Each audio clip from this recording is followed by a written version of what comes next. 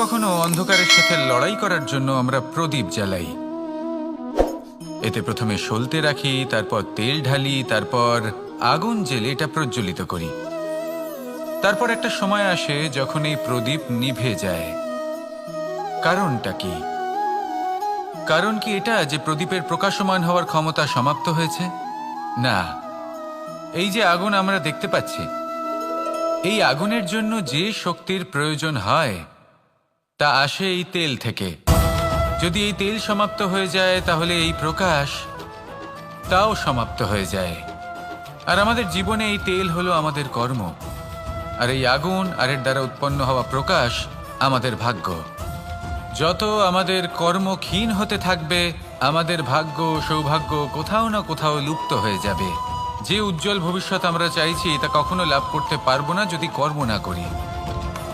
ঠিক যেমন তেল ছাড়া অগ্নি উৎপন্ন হয় না, তেমনি কর্ম ছাড়া সৌভাগ্য হয় না। আর যেমন কর্ম তেমন ভাগ্য। তাই সবসময় কর্ম করতে থাকুন, কর্ম করা থামাবেন না। আর আমার সাথে ভালোবেসে বলুন, রাধা রাধা। জীবনে তিনটি বিষয় আছে, তিনটি বস্তু আছে, তারা যেন আপনাকে কখনো বশে না করে নিতে পারে। প্রথম হলো ধন। ধন যতক্ষণ আপনি ব্যবহার করতে থাকেন, যতক্ষণ তা আপনার কাজে আসছে, ততক্ষণ ঠিক আছে, এই ধন আপনার কাছে অমৃত।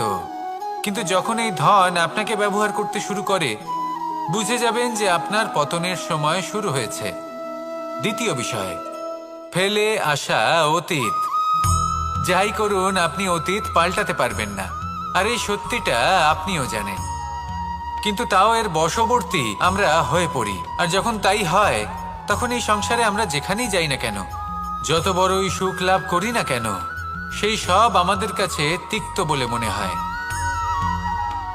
তৃতীয় বিষয়, আপনার আশেপাশের মানুষ ভিন্ন ভিন্ন ধরনের মানুষ হয়, যাদের চিন্তা ভাবনা এবং দৃষ্টিভঙ্গি ভিন্ন ভিন্ন প্রকারের। যদি এদের বশবর্তী আপনি হয়ে পড়েন, তাহলে কেউ বলবে এটা করো, এটা ভালো। কেউ বলবে এটা করো না, ওটা করো, ওটা ভালো কাজ। কেউ বলবে এই দুটোই করো না, অন্য কিছু করো। এই কথাগুলিতে আপনি এতটাই জড়িয়ে পড়বেন যে আপনি লক্ষ্যভ্রষ্ট হয়ে পড়বেন। তাই এই তিন বিষয় থেকে সাবধানে থাকবেন। যদি কোনো কিছু বশ করতে হয়, তাহলে আপনাকে বশ করতে হবে আপনার আজকে, নিজের বর্তমানকে। এটা খুব প্রয়োজনীয়। এটা ভাববেন যে এই সময়ের সদ্ব্যবহার আমি কিভাবে করব, সময়কে শাসন কিভাবে করব, ওই কর্ম কিভাবে করব যাতে ভবিষ্যতে কখনো আমার আফসোস না হয়, বরং এই সংসার আমাকে নিয়ে গর্ব করবে, সেই কর্ম করুন। আর যখন আপনি এটা শিখে নেবেন, তখন আপনি নিজেই নিজেকে প্রকৃত অর্থে ভাগ্যশালী করে তুলবেন। আসুন আমার সাথে ভালোবেসে বলুন, রাধা রাধা। অনেক সময় আমরা কারোর নীরবতাকে তার দুর্বলতা ভেবে বসি। হতেই পারে সেই ব্যক্তি উত্তর দিতে চাইছেন না, হতে পারে অন্য কোনো কারণ আছে যা আমরা বুঝতেই পারছি না। সেই জন্য তাকে দুর্বল ভেবে নেওয়া অনুচিত। দেখতে গেলে এই বিশাল সমুদ্র এও কিন্তু নীরব, শান্ত হয়। কিন্তু যখন সে রুদ্র মূর্তি ধারণ করে, তখন কি হয়? সমগ্র সংসারকে বিনাশের পথে নিয়ে যায় এই সমুদ্র, প্রলয় সৃষ্টি করে। সেই জন্য কারোর সহ্য শক্তিকে দুর্বলতা বলে মনে করবেন না। কারণ যদি এই নীরবতা নিজেকে ভেঙে বেরিয়ে আসে, তাহলে তা বিনাশের সমস্ত সীমা পার করে যেতে পারে। তাই এই নীরবতাকে সবসময় বুঝুন, সবসময় একে সম্মান করতে শিখুন। আর আমার সাথে ভালোবেসে বলুন, রাধা রাধা। কখনো কোনো চাতক পাখিকে দেখেছেন? কথায় আছে যে বছরে মাত্র একবার সে তার তৃষ্ণা মিটিয়ে থাকে, আর তাও আকাশে ভেসে থাকা মেঘের দ্বারা ঘটানো বৃষ্টির জলের ফোঁটা থেকে। আর কোথাও থেকে সে তার তৃষ্ণা পূরণ করে না। সারা বছর সে নিদারুণ গরম সহ্য করে, তীব্র শীতও সহ্য করে, শুধু এই আশা নিয়ে যে বছরে একবার অন্তত সেই মেঘের ঘন ঘটা হবে, বৃষ্টি হবে, আর সে তার তৃষ্ণা নিবারণ করবে। এটা আসলে কি? এটা আসলে বিশ্বাস। সেই বিশ্বাস যে বছরে একবার সেই মেঘ আসবে তৃষ্ণা নিবারণ করতে। যেমন দেখুন, একটা সূর্যমুখী ফুল সারা রাত অন্ধকারের সাথে যুদ্ধ করে, কারণ তার বিশ্বাস যে ভোরবেলায় সূর্য তাকে অবশ্যই দর্শন দেবেন। সেটাও বিশ্বাস ছিল যার উপর ভরসা করে মনু একটা নৌকা নিয়ে বেরিয়ে পড়েছিলেন এবং সমস্ত সৃষ্টিকে প্রলয়ের হাত থেকে বাঁচিয়েছিলেন। সেটাও ছিল ভালোবাসার প্রতি বিশ্বাস যার উপর ভরসা করে বানর এবং ভাল্লুক সেনা নিয়ে শ্রীরাম আক্রমণ করেছিলেন সমস্ত বরদানপ্রাপ্ত অসুরগণ এবং রাক্ষসগণের লঙ্কায় এবং জয় লাভ করেছিলেন। এই বিশ্বাসই হলো এই বিশ্বের আশা। বিশ্বাস রাখুন যে আপনি হলেন সর্বশ্রেষ্ঠ এবং শুধুই নিজের কর্ম করতে থাকুন। এই বিশ্বাসের আশাই আপনাকে প্রতি মুহূর্তে বল প্রদান করবে। এ হলো আমার বিশ্বাস। আসুন আর আমার সাথে ভালোবেসে বলুন, রাধা রাধা। যোগাসন। যোগাসনে আসন অত্যন্ত গুরুত্বপূর্ণ।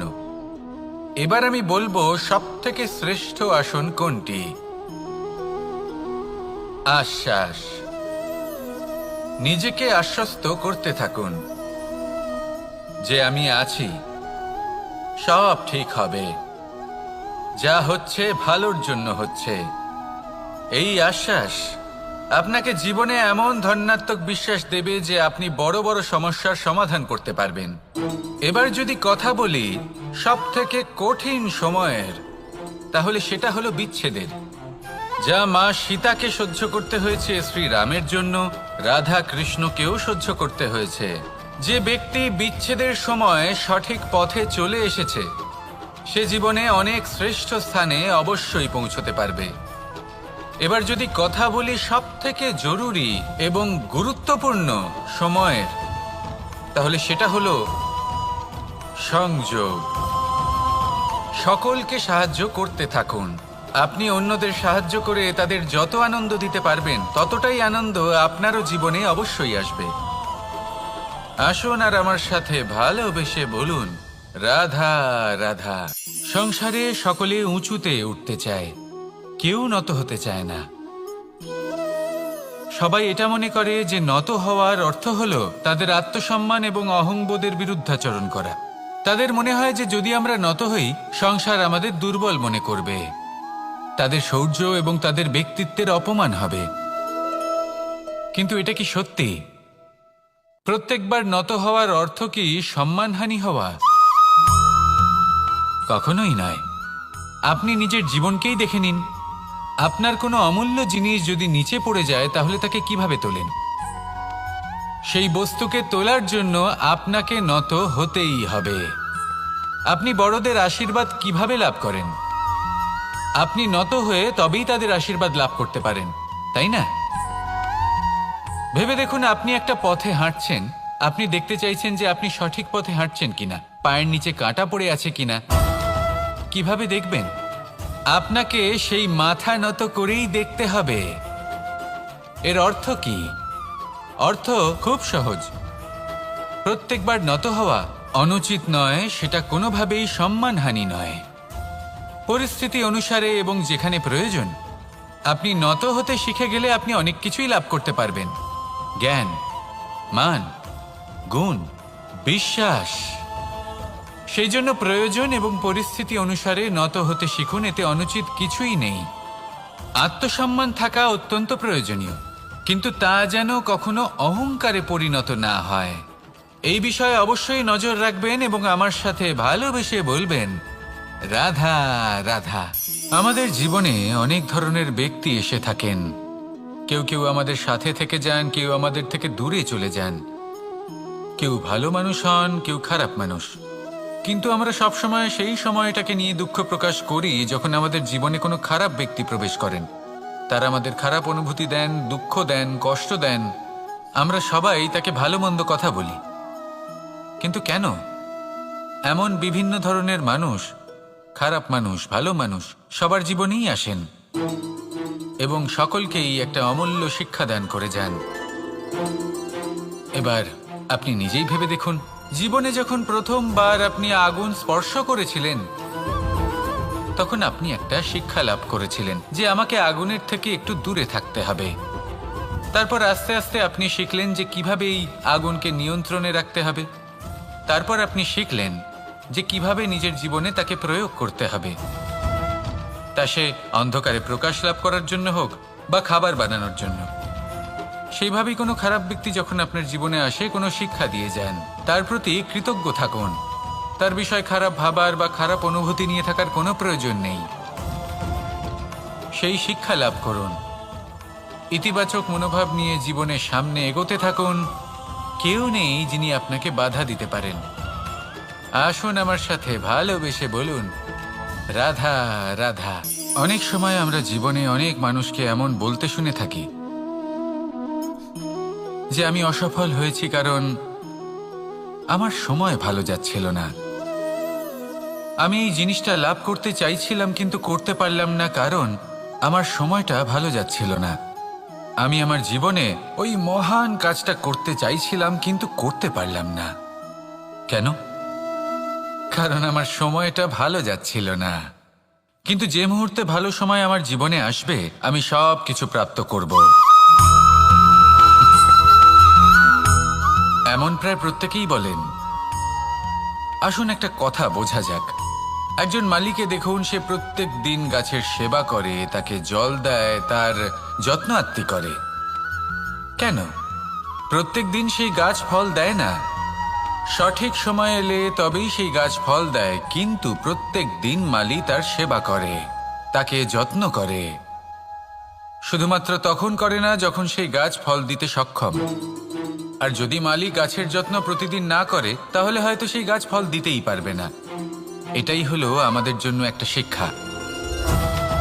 যখন সময় আমাদের জন্য অপেক্ষা করে না তখন আপনি সময়ের জন্য কেন অপেক্ষা করছেন? ভালো সময়ের জন্য অপেক্ষা করবেন না। ভালো এবং শুভ কর্ম দ্বারা ভালো সময়কে নিজের কাছে টেনে আনুন। নিরন্তর কর্ম করুন, পরিশ্রম করতে থাকুন। শুভ সময় আপনা থেকেই আপনার কাছে আসবে। আসুন আমার সাথে ভালোবেসে বলুন, রাধা রাধা। জীবনে এমন কিছু কাজ রয়েছে যা আমাদের কখনোই করা উচিত নয়, যেমন আশা করা। যদি আপনি আশা করেন আর আপনার আশা পূর্ণ না হয় আপনি খুবই কষ্ট পাবেন। এবার আপনি যদি প্রতীক্ষা করেন, করতেই থাকেন, আর সেই ব্যক্তি যদি না আসে তাহলেও খুব কষ্ট পাবেন। আর হলো তুলনা। আপনি যদি তুলনা করতে যান তাহলে এটাই ভাববেন যে হয় আমি বা অন্য কোনো ব্যক্তি, এই দুজনের মধ্যে কোনো এক ব্যক্তি নিকৃষ্ট। আর এই ভাবনাটাই হলো অনুচিত। যদি আমরা কথা বলি সেই সব বিষয়ে যা আমাদের করা উচিত, যেমন পরীক্ষা। এই পরীক্ষা সবসময় আমাদের আরো সফল করে তোলে, আরো শ্রেষ্ঠ করে তোলে, আরো উৎকৃষ্ট করে তোলে। আসন্ন মহাসংগ্রামের জন্য আমাদের প্রস্তুত করে তোলে এই পরীক্ষা। তাই এই পরীক্ষার থেকে কখনোই পালাবেন না, এর সম্মুখীন হন। আর হলো কর্ম। কর্ম করা কখনোই বন্ধ করবেন না।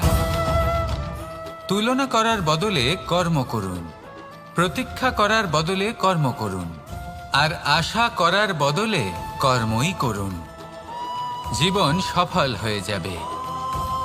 দেখুন, সবার শেষে সত্যি বলতে এই কর্ম আর এই পরীক্ষা, এই দুই আমাদের জীবনকে সুখী করে তুলতে পারে। আসুন আর আমার সাথে ভালোবেসে বলুন, রাধা রাধা। মানুষ তার জীবনে শিক্ষা এবং প্রেম এই দুই লাভ করে তার মাতা, পিতা এবং গুরুর কাছ থেকে। কিন্তু মানুষ সবথেকে বেশি ভালোবাসে নিজের মাতাকে, কারণ মাতা খুব নির্মল চিত্তে ভালোবাসে, শান্ত মনে আমাদের অন্তরে শক্তির সঞ্চার করে থাকেন, আমাদের উৎসাহ দেন, বলশালী করে তোলেন। ব্যাপারটা কিন্তু এমন নয় যে আমরা নিজেদের বাবা বা গুরুকে ভালোবাসি না, তাদেরকেও আমরা অত্যন্ত ভালোবাসি। শুধু ওনাদের কঠোর ব্যবহার দেখলে আমরা একটু ভয় পেয়ে যাই। এবার ওনাদের এই কঠোর ব্যবহার আমাদের ভালো না লাগলেও অত্যন্ত আবশ্যক, কারণ মাতার থেকে আমরা যে শক্তি লাভ করি তা যেন নিয়ন্ত্রণ হারিয়ে বিধ্বংসী না হয়ে ওঠে। আমরা যেন কোনো কুপথে না চলে যাই, আমরা কখনো যেন দোষ না করে ফেলি। শুধু সেই জন্য পিতা এবং গুরু একটু কঠোর হয়ে ওঠেন এবং ওনাদের এই কঠোর আচরণ ভবিষ্যতে গিয়ে আমরা অবশ্যই বুঝতে পারি। জীবনে কিছু বছর আমরা এগিয়ে যাই আর তারপর আমরা বুঝতে পারি যে বাবা এবং গুরু আমাদের যথেষ্ট ভালোবাসতেন, কিন্তু ওনাদের ভালোবাসার বহিঃপ্রকাশ আলাদা। প্রয়োজনীয় হলো এটা দেখার, এটা বোঝার যে শুরু থেকে আমাদের প্রতি ওনাদের আচরণ কেমন ছিল। ওনাদের কঠোর হওয়ার পেছনে ওনাদের ভালোবাসাটা বোঝার চেষ্টা করুন, ওনাদের চিন্তাটা বোঝার চেষ্টা করুন, ওনাদের পথপ্রদর্শনের আড়ালে আপনার ভবিষ্যতের জন্য যে পরিকল্পনা ওনারা করেছেন সেটা বোঝার চেষ্টা করুন। তখন আপনারা বুঝতে পারবেন ওনাদের ভালোবাসাকে। আপনার মনের মধ্যে আপনা থেকেই ওনাদের প্রতি সম্মান জেগে উঠবে। নিজের পিতা এবং নিজের গুরু এই দুজনের প্রতি কৃতজ্ঞতা প্রকাশ করুন আর আমার সাথে ভালোবেসে বলুন, রাধা রাধা। আমি অনেক সংখ্যক মানুষকে দেখেছি, তাদের কাছে অত্যাধিক জ্ঞান আছে, শিল্প আছে, ধন আছে, কীর্তি আছে, কিন্তু তারা এই সব কিছু নিজেদের কাছেই রাখেন, এই সমাজে বিতরণ করেন না। কারণ হলো ভয়। ওনাদের মনে হয় যে যদি আমি এই সব কিছু সমাজে বিতরণ করি তাহলে সমাজ আমার শিল্প হোক, ধন হোক, জ্ঞান হোক, কীর্তি হোক, সবকিছু চুরি করে নিয়ে যাবে আর তার বদলে আমি কিছুই পাবো না। এটা কিন্তু সত্য নয়। সত্য হলো এটাই যে যদি আপনি নিজেকে এই সংসারের প্রতি সমর্পিত করেন তাহলে এই সংসার আপনার প্রতিও সমর্পিত থাকবে। আপনি শুধু ধন, জ্ঞান, কীর্তি, সম্মান পাবেন তাই নয়, বরং এই সমাজ আপনাকে নিজের চোখে হারাবে, মনের মধ্যে স্থান দেবে। তাই এই ভয় ত্যাগ করে দেখুন কিভাবে এই সমাজ আপনাকে প্রেম সমর্পণ করে। আসুন আমার সাথে ভালোবেসে বলুন, রাধা রাধা। জীবন কিসের উপর নির্ভরশীল? ধনের ওপর, বৈভবের ওপর, নিঃশ্বাসের ওপর? না, এই জীবন নির্ভরশীল বিশ্বাসের ওপর। বিশ্বাস নিজের ওপর, বিশ্বাস আমাদের আপনজনের ওপর। কিন্তু যখন এই বিশ্বাস ভেঙে যায় তখন মানুষের মনও ভেঙে যায় আর তারপর সে অন্য কিছু করতেই পারে না। তখন কি করা যেতে পারে? 3টে কাজ আছে যা আপনি করতে পারেন। প্রথম, ভালোবাসা। যাকে আপনি ভালোবাসেন, যারা আপনাকে ভালোবাসে, ভুল যারই হোক না কেন, তার কাছে ক্ষমা চাইতে কখনোই সংকোচ বোধ করবেন না। দ্বিতীয় হলো বিশ্বাস। যারা আপনাকে ভালোবাসেন, আপনাকে বিশ্বাস করেন, তাদের বিশ্বাস কখনো ভাঙবেন না। তৃতীয় হলো আশা। যারা আপনাকে ভালোবাসেন, আপনাকে বিশ্বাস করেন, তাদের আশা আপনার সাথে জড়িত। তাদের থেকে কখনো কিচ্ছু লুকোবেন না। এই 3টে কাজ করুন আর এই জীবন সুপ্রসন্ন হয়ে বলবে, রাধা রাধা। মানুষের জীবনে 2 ধরনের আবেগ থাকে যা চিরকাল তার সাথে বসবাস করে। প্রথম, স্বপ্ন। দ্বিতীয়, অজুহাত। মানুষ হাজার হাজার স্বপ্ন দেখতে পারে।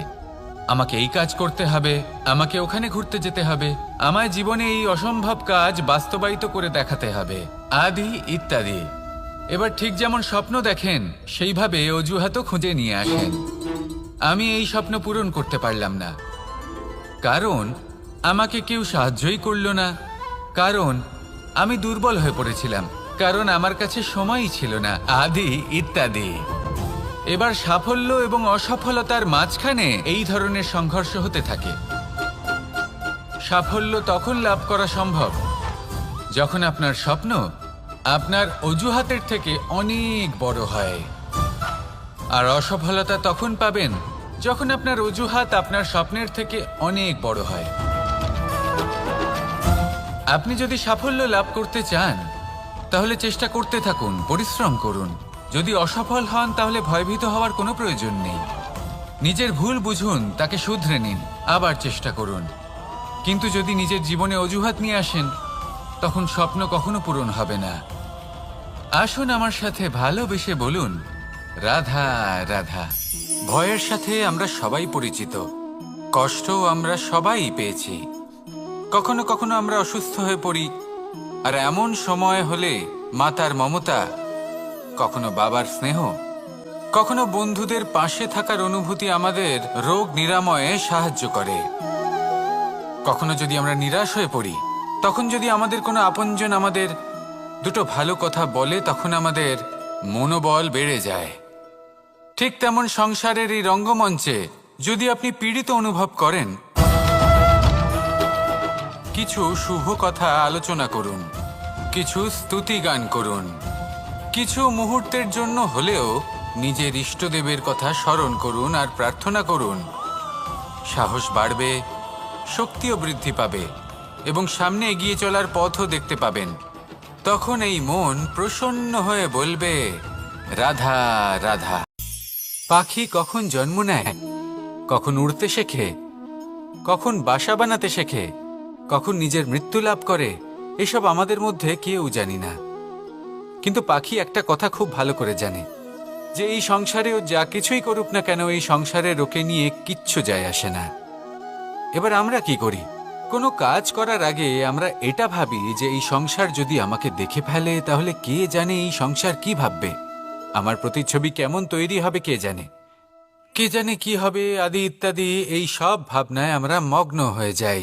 কিছুটা এমনভাবে মগ্ন হই যে বর্তমানের কর্মের এই জীবনের যাত্রাপথে সেই সময়ের আনন্দ উপভোগ করতে ভুলে যাই। এবার দেখুন একটা পাখি কি করে। ওর কর্ম হলো গান গেয়ে চলা। ওই পাখি গেয়ে চলে, কেউ ওর গান শুনুক বা না শুনুক, কেউ আদৌ শুনছে কিনা সেই বিষয়টা নিয়ে সেই পাখির কিছুই যায় আসে না। সেই পাখি নিজের কর্ম করতে থাকে। হয়তো সেই জন্যই আপনি কখনো কোনো পাখিকে কাঁদতে দেখবেন না। এরকমই আপনাকে নিজেকে গড়ে তুলতে হবে। প্রথমে নিজেকে জিজ্ঞেস করুন, এই যে কর্ম আমি করতে চলেছি সেটা কি উচিত? যদি আপনার মনে হয় সেটা উচিত, তাহলে সেটা প্রমাণ করুন। এটা ভাববেন না যে এই সংসার কি ভাববে। আসুন আর আমার সাথে ভালোবেসে বলুন, রাধা রাধা। আকাঙ্ক্ষা কখন লোভে পরিণত হয়ে যায় তা কেউ বলতে পারে না। এবার তার পরিণাম কি হতে পারে তাও আমরা কেউ জানি না। আজ আমি আপনাকে বলছি, কোনো ব্যক্তি সবথেকে বেশি ক্ষতির সম্মুখীন তখনই হয় যখন সে এটা মনে করে যে সে সবথেকে বেশি সুরক্ষিত স্থানে রয়েছে। সে ভাবে যে সে সেখানে সুরক্ষিত রয়েছে। সে তখন অসাবধান হয়ে পড়ে, আর তখনই তাকে জীবনের সবথেকে বড় ক্ষতির সম্মুখীন হতে হয়।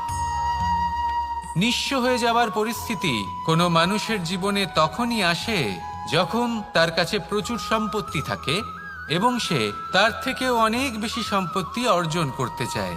সেই অনেক বেশি সম্পত্তি অর্জন করার চেষ্টায় সে এমন কিছু করে বসে যার ফলে তাকে সমস্ত সম্পত্তি হারাতে হতে পারে। একজন রচনাকার নিজেই নিজের প্রতিভা একদম শেষ করে দিতে পারে যখন সে অনেকগুলো কাজ নিজের কাঁধে নিয়ে নেয়। একটা গুরুত্বপূর্ণ কথা সবসময় মনে রাখবেন, আজ আপনি যেখানেই থাকুন না কেন, যেমনই যে কোনো স্থানেই থাকুন না কেন, এর পেছনে আপনার আকাঙ্ক্ষার একটা বিশাল ভূমিকা রয়েছে। কিন্তু মনে রাখবেন, আপনাকে শিখতে হবে যে কখন আর কিভাবে নিজের উচ্চাকাঙ্ক্ষাগুলিকে লাগাম পরাতে হবে, কারণ এটা অত্যন্ত আবশ্যক। তাই আসুন আর আমার সাথে ভালোবেসে বলুন, রাধা রাধা। রাত্রে আমরা সুখ নিদ্রা লাভ করি, আমরা স্বপ্ন দেখি, ভবিষ্যতের পরিকল্পনা করি, খুব ভালো লাগে। সকালে যখন চোখ খুলি, নিদ্রা ভঙ্গ হয়, স্বপ্ন সেইখানেই ভেঙে যায়, আর তারপর আমরা আমাদের রোজকার জীবন যাপন করি। স্বপ্ন হয়তো মানুষ রাতের বেলায় দেখেন, কিন্তু সেটাকে সার্থক দিনের বেলাতেই করতে হয়। রাতে মধুর বাতাসের নিচে কোমল শয্যায় শুয়ে মাতার গলায় মিষ্টি গান শুনতে শুনতে নিদ্রায় আচ্ছন্ন হওয়া, স্বপ্ন দেখা, ভবিষ্যতের পরিকল্পনা করা বড়ই সরল। কিন্তু সকালবেলায় সময় মতো উঠে সূর্যের তাপ সহ্য করে, সেই উষ্ণতা সহ্য করে সর্বাঙ্গ ঘেমে গিয়ে নিজের পথ খুঁজে বের করা, সেই পথে অগ্রসর হওয়া, বাধা বিপত্তি এসবের সম্মুখীন হওয়া, আর তারপর লক্ষ্য লাভ করা, এগুলো কঠিন কাজ। এ হলো অত্যন্ত কঠিন কাজ। যদি আপনি চান যে স্বপ্ন আপনি দেখেছেন তা সত্যি হোক, তাহলে দিনের বেলায় আপনাকে বেরিয়ে কর্ম করতেই হবে, পরিশ্রম করতেই হবে। মনের এই চক্ষু দিয়ে স্বপ্ন দেখা সম্ভব, কিন্তু যদি আপনি বুঝতে পারেন যে এই স্বপ্নই হলো আপনার লক্ষ্য, তাহলে তাকে সার্থক করতে শুধুমাত্র পরিশ্রম দ্বারাই করতে হবে। তাহলে পরিশ্রম করুন আর আমার সাথে ভালোবেসে বলুন, রাধা রাধা। মানুষের জীবনে 3টি গুণ অত্যন্ত প্রয়োজনীয়: শ্রদ্ধা, বিনম্রতা, যোগ্যতা। যদি জ্ঞান লাভ করতে চান তাহলে শ্রদ্ধার প্রয়োজন, যদি মান লাভ করতে চান তাহলে স্বভাবে বিনম্র হওয়া প্রয়োজন, আর যদি মনোবাঞ্ছিত স্থান লাভ করতে চান তাহলে যোগ্যতার প্রয়োজন। বিষয়টা সহজ। শ্রদ্ধা আপনাকে জ্ঞান দেবে, নম্রতা আপনাকে মান, আর যোগ্যতা উচিত স্থান দেবে। কিন্তু যদি আপনি এই 3টি গুণ সম্মিলিত করেন তাহলে এমন কিছু লাভ করবেন যা এই সব কিছুর থেকে অনেক ঊর্ধ্বে। সম্মান।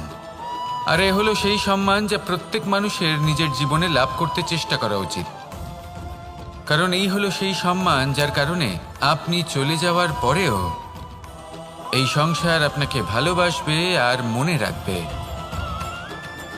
আসুন আমার সাথে ভালোবেসে বলুন, রাধা রাধা। অনেক সময় আমরা জীবনে অনেক মানুষকে এমন বলতে শুনে থাকি যে আমি অসফল হয়েছি কারণ আমার সময় ভালো যাচ্ছিল না, আমি এই জিনিসটা লাভ করতে চাইছিলাম কিন্তু করতে পারলাম না কারণ আমার সময়টা ভালো যাচ্ছিল না, আমি আমার জীবনে ওই মহান কাজটা করতে চাইছিলাম কিন্তু করতে পারলাম না। কেন? কারণ আমার সময়টা ভালো যাচ্ছিল না। কিন্তু যে মুহূর্তে ভালো সময় আমার জীবনে আসবে আমি সব কিছু প্রাপ্ত করব। এমন প্রায় প্রত্যেকেই বলেন। আসুন একটা কথা বোঝা যাক। একজন মালিকে দেখুন, সে প্রত্যেক দিন গাছের সেবা করে, তাকে জল দেয়, তার যত্ন আত্তি করে। কেন?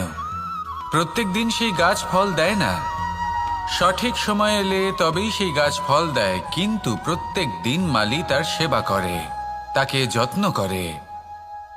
শুধুমাত্র তখন করে না যখন সেই গাছ ফল দিতে সক্ষম। আর যদি মালি গাছের যত্ন প্রতিদিন না করে তাহলে হয়তো সেই গাছ ফল দিতেই পারবে না। এটাই হলো আমাদের জন্য একটা শিক্ষা। যখন সময় আমাদের জন্য অপেক্ষা করে না তখন আপনি সময়ের জন্য কেন অপেক্ষা করছেন? ভালো সময়ের জন্য অপেক্ষা করবেন না। ভালো এবং শুভ কর্ম দ্বারা ভালো সময়কে নিজের কাছে টেনে আনুন। নিরন্তর কর্ম করুন, পরিশ্রম করতে থাকুন, শুভ সময় আপনা থেকেই আপনার কাছে আসবে। আসুন আমার সাথে ভালোবেসে বলুন, রাধা রাধা। মানুষের এই সংসারে জীবনযাপন করার জন্য কিছু জিনিসের প্রয়োজন পড়ে। এমন কিছু আবেগ, এমন কিছু বস্তু আছে যেগুলো তার প্রয়োজন হয়, কিন্তু সব থেকে বেশি যে জিনিসটা তার প্রয়োজন হয় সেটা হলো সম্মানের। আমাদের ভালো লাগে যখন কেউ আমাদের সম্মান করে। আমরা কাউকে সম্মান করলে তারও সেটা ভালো লাগে। কিন্তু আপনি দেখবেন যে সংসারে বেশিরভাগ মানুষ 2টি মাপদণ্ডের ভিত্তিতে সম্মান করেন। হয় বয়স দেখে করেন বা উপার্জন দেখে, অর্থাৎ সেই ব্যক্তি কতটা উপার্জন করেন। এবার ভেবে দেখুন, এটা আবশ্যক নয় কারোর বয়স যদি বেশি হয় তার বুদ্ধিও ততটাই বেশি হবে। আবশ্যক এটাও নয় যে কোনো ব্যক্তি যদি অত্যন্ত ধনী হন বা তার মনও নির্মল হবে বা তিনি সৎকর্ম করবেন বা এমন কোনো কর্ম করবেন যাতে উনি সম্মান লাভ করতে পারেন। হতে পারে উনি ধনী কিন্তু দুশ্চরিত্র। সেই জন্য বয়স বা উপার্জন দেখে কোনো ব্যক্তিকে সম্মান করবেন না। কর্ম দেখুন। যদি গভীরভাবে ভেবে দেখেন তাহলে দেখবেন যদি কোনো মানুষ কোনো সৎকর্ম করেন তাহলে তার প্রতি হৃদয় থেকে সম্মান জাগ্রত হয়। এটাই হলো সেই সম্মান যা অর্জন করতে হবে। বয়স আজ আছে, কাল আরো বৃদ্ধি পাবে। উপার্জন আজ আছে, কাল সেটা কমে যেতেও পারে। কিন্তু যদি আপনি নিরন্তর শুভকর্ম করতে থাকেন তাহলে আপনি মৃত্যুর পরেও অমর হয়ে থাকবেন। আসুন আমার সাথে ভালোবেসে বলুন, রাধা রাধা। পাপ এবং পুণ্য, এই দুই হলো সংসারের এমন দুই বিন্দু যাকে কেন্দ্র করে এই সংসারের চক্র ঘুরতে থাকে। আমরা যদি কোনো কর্ম বিচার করি, হয় পুণ্য নয় পাপের দৃষ্টিভঙ্গি দিয়ে, এটা হয় পুণ্য না হলে পাপ। কিন্তু এই পাপ এবং পুণ্য এই দুই নির্ভর করে প্রত্যেক মানুষের ওপর, তার চিন্তাধারা, তার পরিস্থিতির ওপর। ধরুন এমন একজন মানুষ যিনি অনেক দিন ধরে বনে পথ হারিয়েছেন, অনেক দিন হয়তো উনি কোনো খাবার খাননি। এবার এমন পরিস্থিতি চলে এসছে যে এবার যদি উনি খাবার না খান তাহলে হয়তো জীবিতই থাকবেন না। আর এমন অবস্থায় ওনার সামনে যদি কোনো প্রাণী আসে তাহলে তাকে শিকার করা, এটা কিন্তু তার কাছে পাপ নয়, এটা তো জীবিত থাকার একমাত্র উপায়। এটা তার কাছে পুণ্য সম। আর যদি আমি এমন একজন ব্যক্তির কথা বলি যিনি সরল, যিনি একটি সুখী, শান্ত, সুরক্ষিত জীবনযাপন করছেন, তার কাছে কিন্তু এটা পাপ। এইরকমই এই সংসারে ভিন্ন ভিন্ন পরিভাষা আছে পাপ এবং পুণ্যের। তার মধ্যে যদি আমি আপনাকে একটি সরল পরিভাষা দিই, সেটা হলো, জীবনে যখনই কোনো কর্ম করবেন সেটা নিয়ে একটু ভেবে দেখুন যে এই যে কাজটা আমি করছি তার ফলে এই যে অন্য মানুষেরা আছেন এই সংসারে, তারা কি দুঃখ পাবেন? যদি তারা দুঃখ পান তাহলে সেটা পাপ। যদি আপনি এমন কোনো কর্ম করেন যার ফলে অন্যরা প্রসন্নতা লাভ করেন, তাদের মুখে হাসি ফুটে ওঠে, যদি তারা প্রেরিত হন, জীবনে সামনে এগোতে পারেন, তাদের বিকাশ হয়, তাহলে এটা হলো পুণ্য। তাই জীবনে সবসময় পুণ্য করতে থাকুন আর আমার সাথে ভালোবেসে বলুন, রাধা রাধা। বনস্পতি ফলনের জন্য আমাদের কিসের প্রয়োজন পড়ে? একটু ধরিত্রীর, একটু পরিশ্রমের, আর একটা বীজের। এবার যদি মানুষের কথা বলি তাহলে এখানে ধরিত্রী হলো মানুষের এই জীবন, যেখানে মানুষ নিজের ইচ্ছের ফল ফুল ফলন করতে চায়। পরিশ্রম হলো আমাদের কর্ম, আর বীজ হলো আমাদের নির্বাচন। আমাদের বেছে নিতে হবে যে আমরা কি বপন করব, আম নাকি ফণি মনসা, এর মধ্যে আমরা কি পেতে চাই? রসালো ফলের ফলন চাই নাকি কাঁটার ফলন চাই, তা আমাদের উপর নির্ভরশীল। কিন্তু একটা কথা ঠিক, লক্ষ্য যেমনই হোক না কেন, জীবন যেমনই হোক না কেন, যদি আপনি লক্ষ্যের দিকে এগোতে থাকেন তাহলে কর্মের সাথে খামখেয়ালি আচরণ করতে পারবেন না। যদি আপনি এমন করেন তাহলে এটা আপনাকে একটা অনুচিত লক্ষ্যে পৌঁছে দেবে, সেটা কিন্তু নিশ্চিত। সবসময় এটা মনে রাখবেন, কর্মের সাথে খামখেয়ালি হবেন অর্থাৎ কর্মফলও আপনার সাথে খামখেয়ালি হবে। তাহলে নিষ্ঠার সাথে কর্ম করতে থাকুন আর নিজের লক্ষ্যকে প্রাপ্ত করুন। আর আমার সাথে ভালোবেসে বলুন, রাধা রাধা। অগ্নি চতুর্থ তত্ত্ব, সব থেকে বেশি গুরুত্বপূর্ণ কিন্তু তার থেকেও বেশি ভয়াবহ। কখনো অগ্নিকে নিয়ন্ত্রিত রূপে উনুনে জ্বলতে দেখেছেন? এই অগ্নি আমাদের খাবার বানাতে সাহায্য করে, যা আমাদের শক্তি প্রদান করে। কিন্তু এই অগ্নি যখন বিচলিত হয়ে, অনিয়ন্ত্রিত হয়ে কোনো বনের আগুন হয়ে ওঠে, তখন মহা বিনাশ ঘটে যায়। আপনারই অন্তরের ঊর্জা হলো এই অগ্নি। এটা আপনার শক্তিও, আপনার ক্রোধও। একে ব্যবহার কিভাবে করবেন তা আপনারই হাতে। যদি কোনো ব্যক্তি নিজের অন্তরের এই ঊর্জাকে ব্যবহার করেন শক্তির রূপে, তাহলে সে বিকাশ ঘটাতে পারে, নির্মাণ ঘটাতে পারে। কিন্তু যদি কোনো ব্যক্তি তার অন্তরের ঊর্জাকে বিধ্বংসী অস্ত্র বানিয়ে ফেলেন, তাহলে নিশ্চিত রূপে মহা বিনাশ ঘটতে পারে, যাতে বিনাশ তারও অবশ্যই হবে। অনেক বছর পূর্বে এমনই এক আগুনের দ্বারা এই সুন্দর পৃথিবীর নির্মাণ হয়েছিল। আর অনেক বছর পূর্বে এমন এক আগুনেই সমস্ত জীব এবং সংসার বিলুপ্ত হয়ে গেছিল। এবার আপনি আপনার অন্তরের ঊর্জা দ্বারা বিনাশ ঘটাতে চান নাকি নির্মাণ ঘটাতে চান, সেই সিদ্ধান্ত আপনারই। আসুন আমার সাথে ভালোবেসে বলুন, রাধা রাধা। কখনো কখনো এমন হয় আমরা আমাদের বাড়ির উঠোনে বীজ বপন করি, আর তা বিকশিত হয় একটা সুন্দর বৃক্ষে। তার শাখাগুলি প্রতিবেশীর বাড়ি পর্যন্ত পৌঁছয়। ফলের বর্ষণ প্রতিবেশীর বাড়িতেও হয়ে থাকে। আর আমরা ভাবি গাছ আমরা উৎপন্ন করব, আর ফল খাবেন আপনারা। এই কেমন কথা হলো?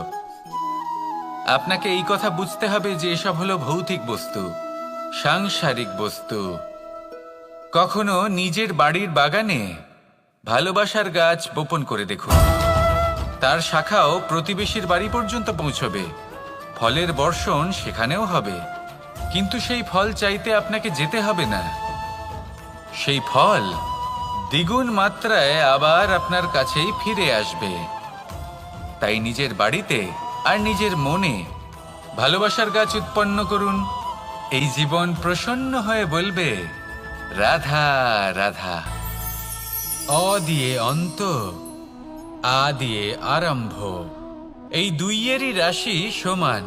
যদি আপনি মন দিয়ে দেখেন তবে দেখবেন এদের সম্পর্ক খুবই নিবিড়। কিভাবে? যখন কোনো কিছু শুরু হয় এটা নিশ্চিত হয়ে যায় যে তা সমাপ্তও হবে। আরম্ভই যদি না হয় তার সমাপ্তও হবে না। যা আরম্ভ হয়েছে তার সমাপ্তি হলো অবশ্যম্ভাবী। এটাই হলো প্রকৃতির নিয়ম, একে এড়ানো যায় না। এবার এই কথা আমরা সকলে জানি। এবার মানুষ কি ভাবে যে সমাপ্তির পরে কি হতে পারে, এর উত্তর তাদের কাছে নেই। তাদের উচিত অন্য কোনো বিষয় ভাবা যা বেশি গুরুত্বপূর্ণ। এবার মানুষ এটা জানে না যে মৃত্যুর পরে কি হতে পারে, কিন্তু এই কথা অবশ্যই জানে যে জন্ম থেকে মৃত্যু পর্যন্ত এই সময়, যাকে আমরা জীবন বলে থাকি, এই সময় আমরা কর্ম করতে পারি। এই কথা তো আমরা জানি। তাহলে এমন কি কর্ম করা যেতে পারে যা আমাদের সমাপ্তির পরও আমাদের প্রাসঙ্গিক করে রাখতে পারে, এই বিষয় ভাবা উচিত। যে জন্মগ্রহণ করেছে তার মৃত্যু হবেই, এটা সাধারণ বিষয়।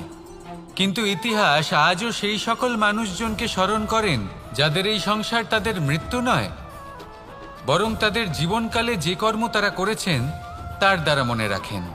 সেই কর্মের কারণে এই সংসারে তাদের নাম, তাদের কর্ম, তাদের ব্যক্তিত্ব, তাদের কীর্তি অমর হয়ে থাকে এবং থাকবে। আপনার কাছে এতটা সময় নেই যতটা আপনার মনে হচ্ছে আপনার কাছে আছে। সেই জন্য যত শীঘ্র সম্ভব শ্রেষ্ঠ কর্ম করুন, যতটা পারবেন ততটা অধিক সুকর্ম করুন। এই সংসারে নিজেকে অমর করে তুলুন আপনার মৃত্যুর পরেও, আর আমার সাথে ভালোবেসে বলুন রাধা রাধা। ওমা, এ কি?